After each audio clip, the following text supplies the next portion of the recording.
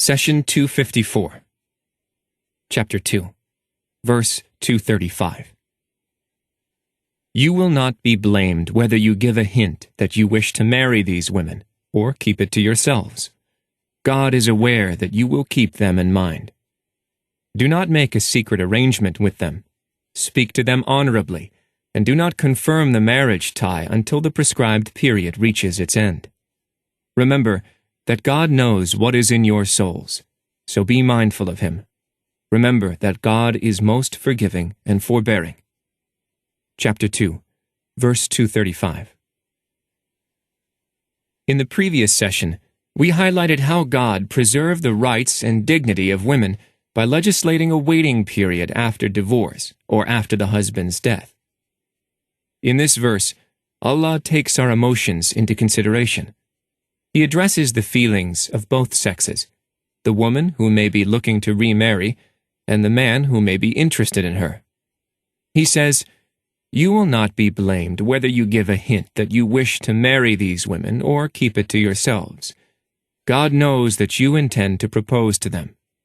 Do not make a secret arrangement with them. Speak to them honorably, and do not confirm the marriage tie until the prescribed period reaches its end." The phrase, "to give a hint," means to allude to something without clearly stating it. Allah gives both men and women an outlet for their emotions, so they are not bottled up or strained.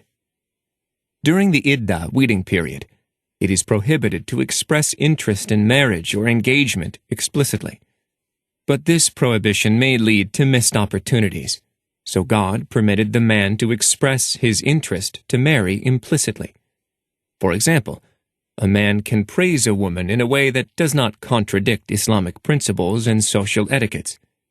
Such talk will let the divorced woman or widow know that this man is interested. If the man does not make his interest known, he may miss his chance, as someone else may precede him. Moreover, implicitly expressing interest in marriage allows the divorced woman or the widow to weigh her options rather than rush into a new relationship. Here we see the real value of God's mercy in the iddah waiting period. It acts as a shield for the woman while keeping her options open for future marriage. The phrase, "that you wish to marry," is translated from the Arabic origin khitba. The root of the word khitba is kha, ta, ba.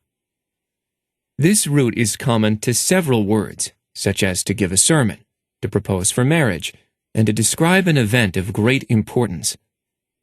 Take note that all of these expressions reflect crucial matters. The moment of the marriage proposal is what separates two lifestyles, a life of relative freedom and a family life of intimacy, commitments, and duties. The verse continues, "God is aware that you will keep them in mind."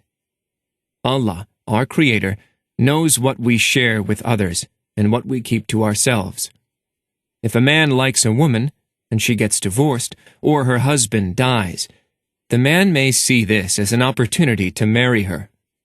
Allah does not want to put roadblocks ahead of forming a new family. Thus, He does not suppress the man's emotions, but allows them to be expressed appropriately. Allah warns, "Do not make a secret arrangement with them," because making secret romantic arrangements and promises of future marriage are immoral acts. Such actions also defeat the benefits of the iddah waiting period. God says, "Speak to them honorably, and do not confirm the marriage tie until the prescribed period reaches its end." In other words, the man is not permitted to make promises for future marriage. He can only allude to the fact that he is interested in a proper manner. For example, he may say, "How lucky is the one who has a wife like you." This sort of speech can be made in a social setting, and the divorced woman or the widow would understand what is intended. The verse continues, "Do not confirm the marriage tie until the prescribed period reaches its end." This phrase clarifies that during the iddah, even tentative steps toward marriage are strictly prohibited. If mere steps toward marriage are prohibited, then the prohibition on tying the marriage knot is even stronger. all you can do is intend to marry, allude to this fact appropriately, and then stop. Do not take additional steps whatsoever during the waiting period. Put your trust in the Lord. Once the iddah waiting period is over, you can move ahead with the proposal and marriage. To clarify, the process of marrying a newly divorced or widowed woman goes through 3 stages. First, during the waiting period, the man can express his interest indirectly and honorably. Second, commitment to marry is not permitted until the waiting period has ended.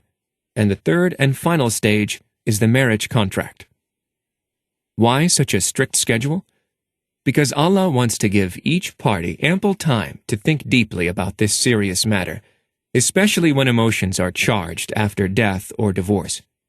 If, after taking time to think and work through these emotions, both the man and the woman feel it is the right thing to do, then the marriage can happen after the iddah. It is a process that needs to run its course. Moreover, the iddah waiting period and the stages mentioned earlier allow each party to back away for any reason.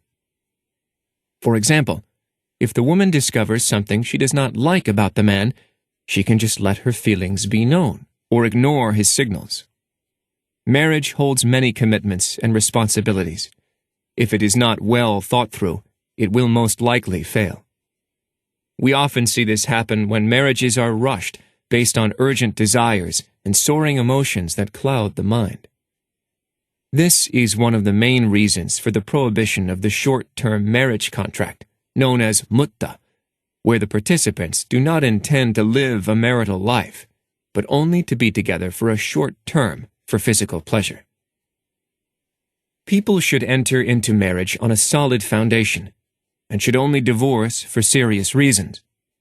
When a person restricts the marriage to a specified period of time, he or she ignores all the foundations required for a healthy marriage in exchange for physical desire. God, who is fully aware of your weaknesses, warns you against such actions.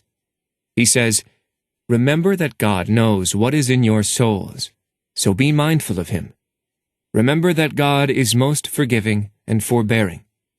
More importantly, if you fall in error, God gives you a chance to repent, because He Almighty is the all-forgiving, all-merciful. The messenger said, "My Lord, my people treat this Quran as something to be ignored." Chapter 25, verse 30. Do not abandon God's book. Please take a moment to subscribe and to share with your family and friends. Visit us at www.QURANGARDEN.com.